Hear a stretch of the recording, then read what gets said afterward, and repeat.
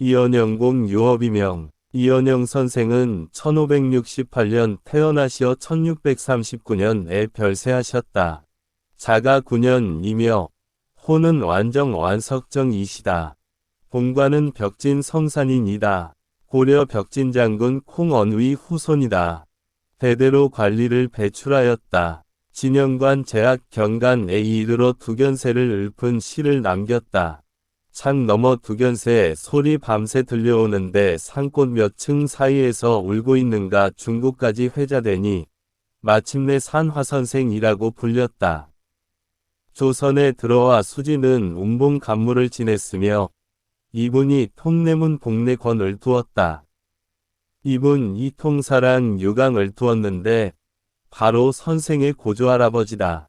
증조할아버지는 성균 진사 인손이며 할아버지 운은 은거하여 벼슬하지 않았다. 아버지 등림은 호가 공함이며 문과에 급제하여 공조 좌랑을 지냈는데 인자하고 효성스러우며 청렴하고 신중하였다. 지위가 덕에 맞지 않아 식자들이 안타까워하였다. 어머니 영인 경주 최씨는 최호 윗따님이다. 윤경 무진년 1568년 3월 18일 개축의 선생을 성조 8거현 석절리 집에서 낳았다. 나면서부터 자질이 아름답고 아이들과 어울려 노는 것을 즐기지 않았다. 통감을 배울 적에는 날마다 수십 장을 암송하였다. 의래년 1575년에 한강 정 선생이 공암공과 함께 낙동강 가의 광일암에서 놀았는데 선생도 어린 나이로 색동옷을 입고 따랐다. 정 선생 이 선생의 단정하고 수려한 모습을 보고 큰 기대를 하였다. 가을에 공암공의 남원 임지로 따라갔다. 당시 석전대제를 지내려고 재개하던 제원들이 모자를 운으로 삼아 선생을 시험하였다.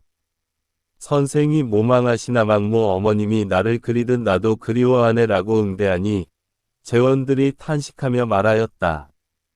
이 아이는 재주가 뛰어날 뿐만 아니라 반드시 효자가 될 것이다. 경진년 1580년에 공암공은 내직에서 나와 경응 교수가 되었다. 어머니 최 부인의 명으로서 서학제서 사원에게 나아가 배우니 서공이 매우 애지중지하였다. 갑신년 1584년에 어머니 최 부인이 서울 집에서 별세하였다. 당시 공암공이 내직에서 나와 인동현을 다스리고 있어서 사방에 돌봐줄 친지가 없었다. 그러나 외로운 어린 아이로서 선생은 상을 치르며 슬픔과 예법을 모두 극진히 하였다. 장사를 지내고 나서 3년 동안 염악살이한 뒤에 복을 벗었다. 이후 한강 선생과 여원 선생의 문화에서 유학하니 두 선생이 모두 큰 기대를 하였다. 신묘년 1591년생원시에 입격하였다.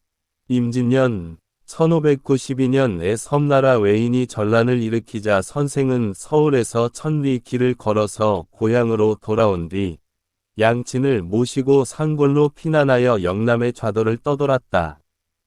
전란으로 역병이 창궐하였는데도 기니 때마다 만난 음식을 빠뜨린 적이 없었다.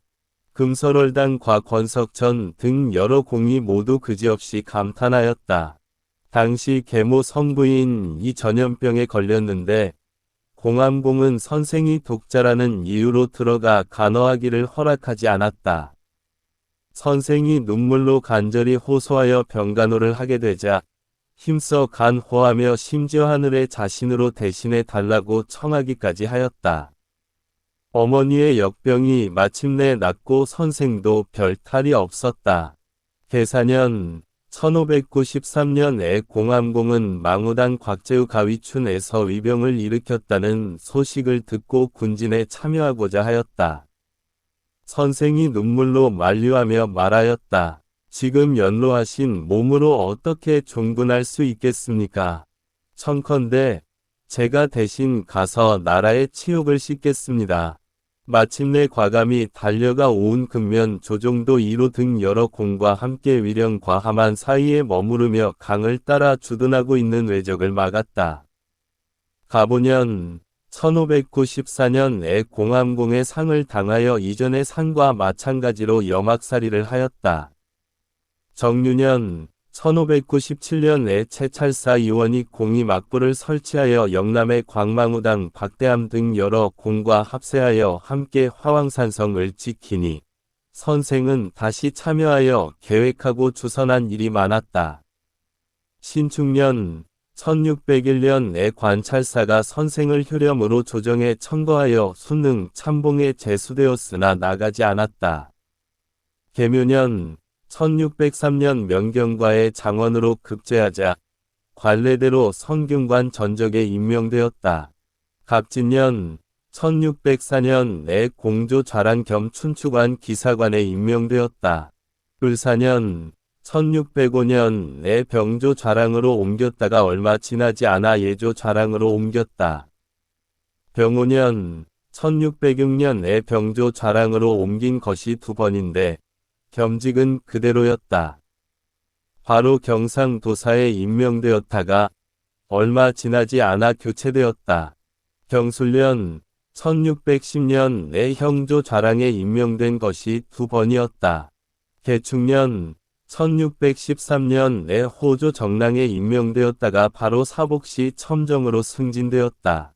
당시 이이첨이 무함으로 큰 옥사를 일으켰는데 이월사, 이백사 등 여러 공과 함께한 모임에서 선생이 이 점을 보고 8살이 어린 왕자가 어떻게 역모를 알겠는가.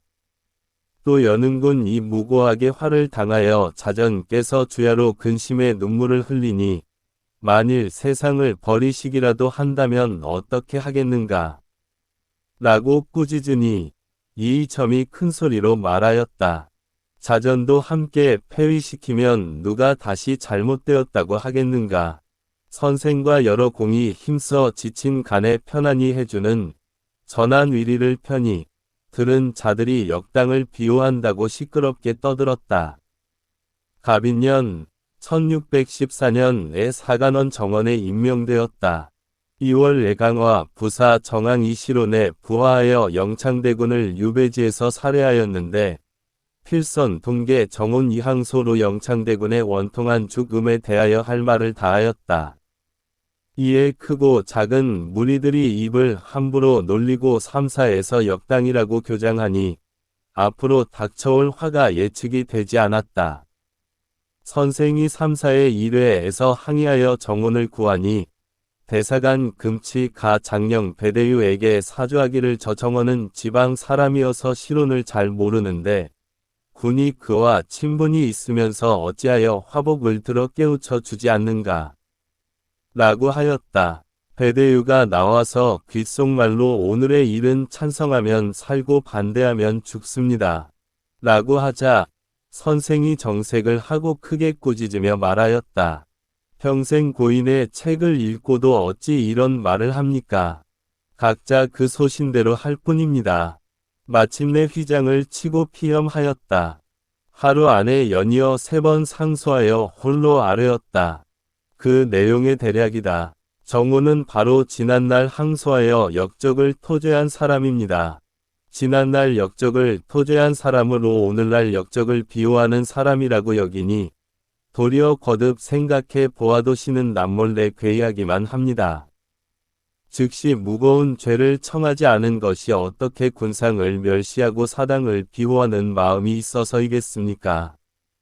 정온의 죄는 10,000번 죽어도 아쉽지 않으나 이미 안치를 청하였으니 처음 견해를 다시 바꾸어 올리거나 내리는 일이 있어서는 안 됩니다.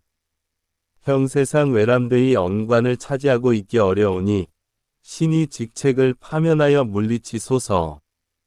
광해군이 크게 노하여 하교하였다. 내가 역모를 너무 관대하게 다스렸다. 그래서 괴귀배들이 이렇게 거리낌 없이 업신여기고 농락하니 어떻게 나라를 다스리겠느냐.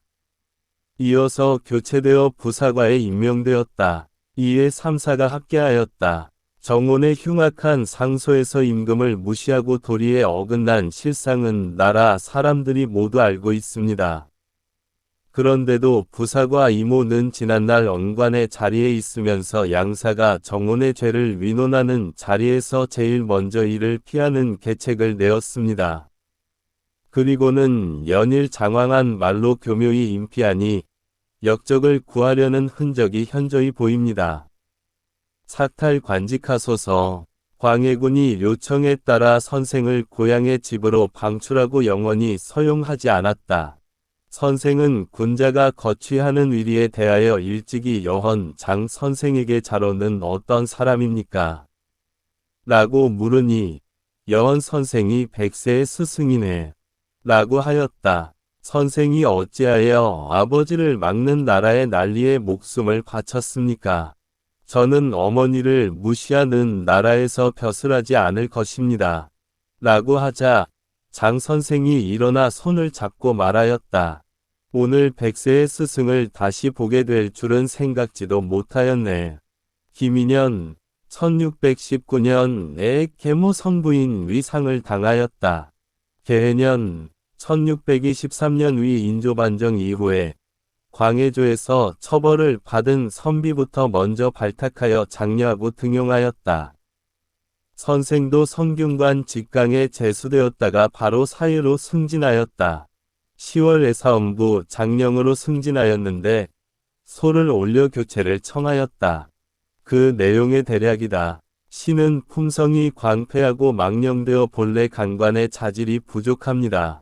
지난 갑인년 1614년에 외람되이 언관의 자리를 차지하고도 단지 한 번 죽는 것이 두려워 말을 다하지 못하여 오히려 죄를 짓고 말았습니다.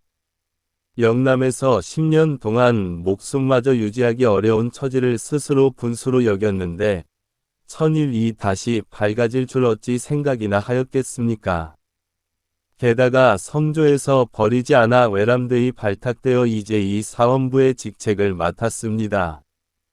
꿈에도 생각지 못했던 일이어서 어찌할 바를 몰라 머뭇거리고 놀라움으로 온몸에 땀이 났습니다. 그러나 나약하고 용렬한 점은 신도 스스로 알고 있습니다. 지난날 말을 다하지 못한 사람이 어떻게 오늘날 말을 다할 수 있겠습니까? 주상께서 후한 비답을 내리고 특별히 군자감 정에 승진시켰다. 갑자년 1624년에 이괄의 난이 일어나자 어가를 공주까지 호종하였다. 주상께서 호종신을 기록하라고 명하니 호종신들이 대부분 분주히 서명하였다. 선생은 신자가 군부를 따르는 것은 참으로 그 직분일 뿐이다. 어떻게 분주히 서명하여 훗날 공을 챙기는 바탕으로 삼겠는가? 라고 하고는 끝까지 서명하지 않았다. 훗날 경연신들의 계사에 의하여 특명으로 절충장군에 올랐다. 3월에 흠차사신 중서사인 허림예가 황제의 칙서를 받들고 지하도에 이르렀을 때 선생이 적반사로 가서 맞이하여 접대하고 주선하면서 예법에 맞아 그르침이 없었다. 이에 허공 이 선생을 매우 존중하여 청사 안에는 따로 자리를 만들고 출입할 적에는 정문을 거치도록 하였는데 모두 전대에 없는 일이어서 사람들이 다 영광스럽게 여겼다. 하루는 허공이 작은 종이를 내밀며 소경왕, 선조 위 어휘를 물었는데 선생이 서둘러 일어나 선왕의 어휘를 술자리에서 감히 써올릴 수 없습니다. 라고 하니 허사인이 크게 놀라 사과하며 말하였다. 외국에 이러한 대인이 계실 줄 몰랐습니다. 허공이 본국으로 돌아가면서 선생에게 말하였다. 조선 국왕이 명나라 조정을 섬기는 성인은 당연히 공이 저를 대우하는 일로 미루어 짐작할 수 있습니다.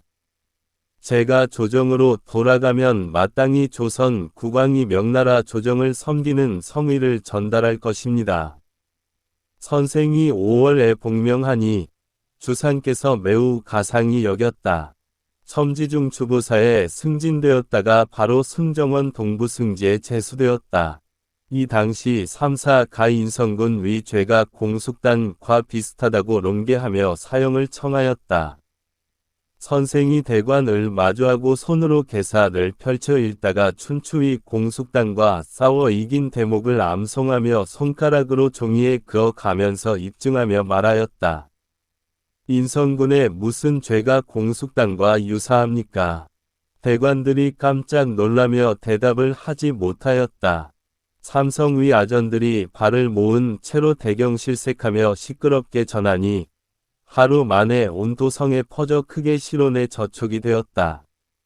사람들은 더러 선생이 대청 위체면을 이렇다고 비난하였으나 식자들은 모두 그 정직함에 감탄하고 칭찬하였다. 3월에 대구 부사에 제수되었으나 부임하지 않았다. 정묘년 1627년에 북쪽의 후금이 동쪽으로 쳐들어와 어가가 파천하였다.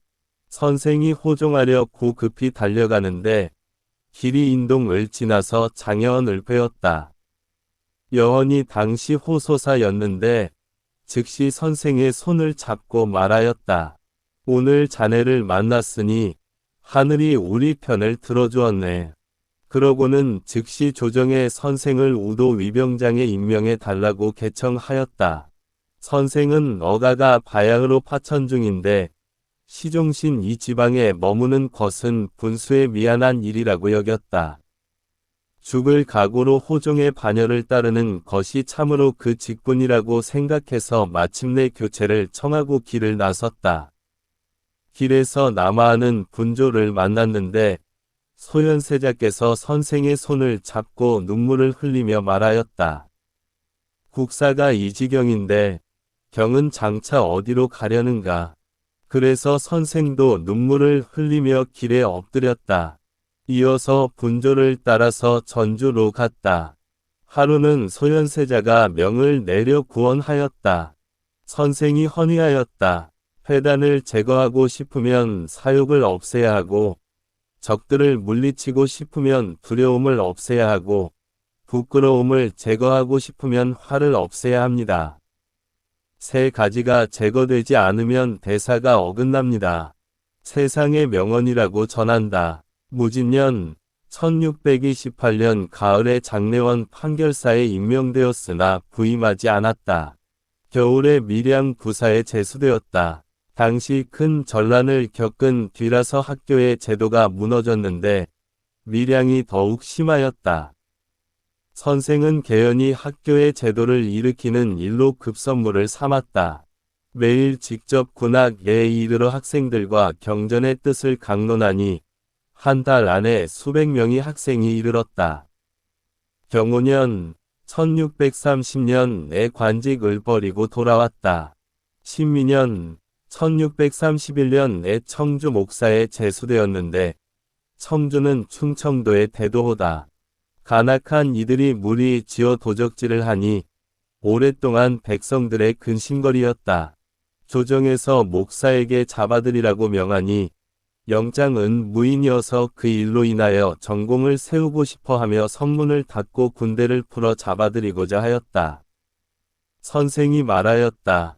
황지에서 병기를 희롱한 것인데 참으로 안정시키려고 해야지 어떻게 군사를 일으키겠는가. 바로 계략을 마련하여 그 괴수들은 다 잡아들이고 나머지는 모두 죄를 묻지 않으니 온 고을이 덕분에 편안해졌다. 계유년 1633년에 선산 부사에 제수되어 부임하였다가 여름에 관직을 버리고 돌아왔다.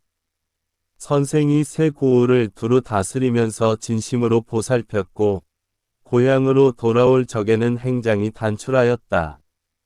세상에서 청백을 말하는 사람들이 매번 선생을 앞서 꼽았다. 의뢰년 1635년 겨울에 일어난 국상에 참여한 뒤로 묵은 병이 점점 심해져서 결국 문을 닫고 병을 조섭하며 세상일을 사절하였으나 강로에서 대궐 걱정은 놓은 적이 없었다. 이제 이석담, 이윤우, 조방백, 조이일, 조종사 등과 주고받은 편지를 살펴보면 알 수 있다. 정충년 1637년에 주상께서 남한산성의 포위에서 풀려났다는 소식을 듣고 서쪽을 향하여 통곡하였다. 숭정력을 책상 위에 올려놓고 말하였다. 이 책을 근거로 헤아려 보면 천년의 일진을 알 수 있다. 어떻게 저들의 역법을 쓰겠는가.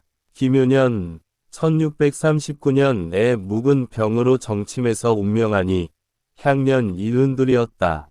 병이 더 심해지자 유서를 자제들에게 보여주며 나에 대해 구근을 받고 지나친 대우를 입어 지위가 상대부에 이르렀으니 군수가 이미 지극하다. 쉰 전까지 아들 한 명 없다가 쉰이 지나 만년의 아들 넷을 얻었으니 복도 이미 두텁구나. 또 평생 큰 과오 없이 위로는 군주를 속이지 않고 아래로는 마음을 속이지 않으며 72년이나 살았으니 죽는다고 무엇 서운하겠느냐. 라고 하였고 또 당론은 나라의 큰 근심이다. 갑이라면 을을 모두 소인이라고 말하는데 을 중에 어찌 군자가 없겠는가.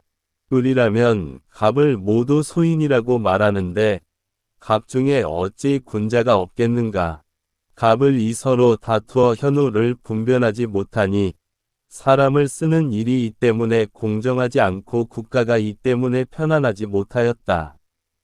만일에 권귀들에게 아첨하며 붙어서 같다고 무리짓고 다르다고 나무라는 자가 있으면 매우 미워하고 엄히 절교하여라. 라고 하였고 또 말하였다. 불행히도 일찍 죽지 못하여 이렇게 주상께서 욕을 당하는 날을 만났으니 차라리 빨리 죽는 것이 낫다. 이에 11월 25일 무인의 두만산에 장사 지냈다가 무오년 1678년에 금산 공자동 위 임방을 등진 터로 이장하였다. 첫째 부인 현풍 곽씨는 종부시 정곽간 위 따님이다. 한 명의 딸은 과거 급제자 박종주에게 시집갔다. 둘째 부인 안동 권씨는 군자감 주부 권사성 위 따님이다. 네 아들은 부진 찰방 창진 문진 감혁 영진이며 두 딸은 판서 이원정 과서윤허에게 각각 시집갔다. 여자는 중진 휘진 첨정 경진이다. 부진의 세 아들은 해윤 해달 해양이며 딸은 군수 이사징에게 시집갔다. 창진의 두 아들은 해발 양자 나간 해관이며 딸은 남서명에게 시집갔다. 문진은 해관을 양자로 들였으며 두 딸은 이태지 베테레에게 각각 시집갔다. 영진의 두 아들은 해명해징이며 세 딸은 남지 금집 로성제에게 각각 시집갔다. 나머지는 모두 기록하지 않는다. 증손자 중에 주천은 문과에 급제하여 대교를 지냈으며 주세는 문과에 급제하여 군수를 지냈으며 주대는 생원이다. 현손자 중에 희춘은 생원이며 희일은 생원이며 수풍은 무과에 급제하여 첨지중 추부사를 지냈으며 수점은 무과에 급제하여 좌랑을 지냈으며 수태는 생원이며 수관은 생원이다. 오세손 중에 일록은 생원이며 강록은 진사다. 육세손 중에 유은 문과에 급제하여 정원을 지냈다. 여손 중에 해준은 문과에 급제하여 현감을 지냈으며 해철은 생원이다. 증손자 주태는 문과에 급제하여 현감을 지냈으며 현손자 추녹은 생원이다. 선생이 남다른 총명한 자질로 일찍부터 한강 선생과 여원 선생의 문화에서 유학하였으며 물러나서는 대암, 박성, 창석, 이준 등 여러 공과 함께 도의로 사귀었다. 마음을 다지고 몸을 가지는 방법은 이미 평소에 익히고 있었다. 이 때문에 부모는 효성으로 섬기고 선조는 정성으로 받들며 자식은 엄격히 훈도하고 아랫사람은 은혜롭게 부리며 남은 진심으로 대하였다. 그렇지만 대위를 감당하고 대사를 결정할 적에는 한 칼로 자르듯이 단호하고 천길의 절벽처럼 준엄하였다.